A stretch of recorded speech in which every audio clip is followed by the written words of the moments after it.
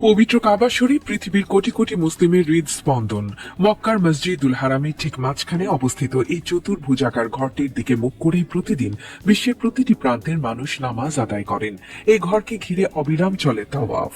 ঘড়ির কাঁটার উল্টো দিকে মানুষের এই পথ চলা সৃষ্টির শুরু থেকে আজ পর্যন্ত এক মুহূর্তের জন্য থামেনি। বাইরে থেকে কাবা শরীফকে আমরা কালো গিলাফে ঢাকা অবস্থায় দেখি, কিন্তু এই ঘরের ভেতরে কি আছে, কেমন তার দেয়াল আর মেঝে, সাধারণ মানুষের মনে এই কৌতূহলের শেষ নেই। আজকের প্রতিবেদনে আমরা জানবো কাবার অভ্যন্তরে সেই দুর্লভ আর বিস্ময়কর সব তথ্য। পবিত্র কাবার গায়ে জড়ানো কালো পর্দার নাম হলো কিসওয়া। এই গিলাফ তৈরি করতে প্রায় 650 কেজি রেশম এবং 15 কেজি স্বর্ণের সুতা ব্যবহার করা হয়। এটি তৈরিতে খরচ হয় প্রায় 50 কোটি টাকারও বেশি। কাবার বর্তমান দরজাটি তৈরি করা হয়েছিল 1977 সালে বাদশাহ খালিদ বিন আব্দুল আজিজের নির্দেশে। প্রায় 280 কেজি খাঁটি সোনা দিয়ে তৈরি এই দরজাটি 10 সেন্টিমিটার পুরু।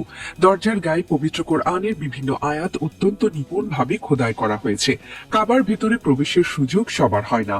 বছরে মাত্র 2 বার এটি আনুষ্ঠানিকভাবে পরিষ্কার করার জন্য খোলা হয়। এছাড়া বিশেষ রাষ্ট্রীয় অতিথিদের জন্য কখনো কখনো এর দুয়ার খোলা হয়। ভেতরে প্রবেশ করলে প্রথমেই নজর কাড়বে 3টি মজবুত স্তম্ভ বা খুঁটি। এই স্তম্ভগুলো হযরত আব্দুল্লাহ ইবনে জুবাইর রাদিয়াল্লাহু তাআলা আনহু এর সময় স্থাপন করা হয়েছিল, যা পরবর্তীতে সোনা দিয়ে কারুকার্য করা হয়েছে। এই স্তম্ভগুলোর সাথে ঝুলানো আছে বিভিন্ন সময়ে বিভিন্ন মুসলিম দেশ থেকে উপহার হিসেবে পাওয়া ঐতিহাসিক আর প্রাচীন সব প্রদীপ। কাবার মেঝে আর দেয়াল তৈরি করা হয়েছে ধবধবে সাদা আর সবুজ মার্বেল পাথর দিয়ে। দেয়ালের উপরিভাগে সবুজ রেশমি কাপড় লাগানো আছে। এছাড়া ভেতরে একটি সোনার ছোট দরজা রয়েছে, যার নাম তাওয়াবা। এই দরজা দিয়ে মূলত কাবার ছাদে যাওয়া যায়। ঘরের এক কোণে রাখা আছে সুগন্ধি রাখার জন্য অত্যন্ত মূল্যবান একটি বিশেষ বাক্স। এছাড়া কাবার দেয়ালে বিভিন্ন সময়ে যারা ঘরটি সংস্কার করেছেন সেই সব বাদশা ও শাসকদের অবদান সম্বলিত শিলালিপি খোদাই করা আছে। কাবার ভেতরে সবচেয়ে আবেগঘন জায়গাটি হলো সেই স্থান যেখানে স্বয়ং প্রিয় নবী হযরত মুহাম্মদ সাল্লাল্লাহু আলাইহি ওয়াসাল্লাম নামাজ আদায় করেছিলেন। কাবার অভ্যন্তরে সেই নির্দিষ্ট স্থানটি চিহ্নিত করে রাখা আছে।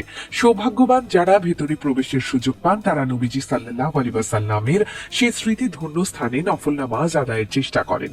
কাবা শরীফ পরিষ্কার করার দৃশ্যটি অত্যন্ত মর্যাদাপূর্ণ। এটি ধোয়ার জন্য ব্যবহার করা হয় জমজমের পানি, খাঁটি গোলাপ জল, কস্তুরী এবং অত্যন্ত দামি সুগন্ধি উদ। প্রথমে গোলাপ জল মিশ্রিত জমজমের পানি ঢেলে খেজুর পাতার ঝাড়ু দিয়ে মেঝে পরিষ্কার করা হয়। এরপর সাদা নরম কাপড় আর উন্নত মানের টিস্যু দিয়ে দেয়াল আর মেঝে মুছে ফেলা হয়। পুরো ঘরটি তখন জান্নাতি সুঘ্রাণে ভরে ওঠে। কাবা শরীফ কেবল পাথর আর কাপড়ের কোনো স্থাপনা নয়, এর প্রতিটি ইঞ্চিতে মিশে আছে নবী রাসূলদের স্মৃতি এবং ইসলামের বিজয় গাথা।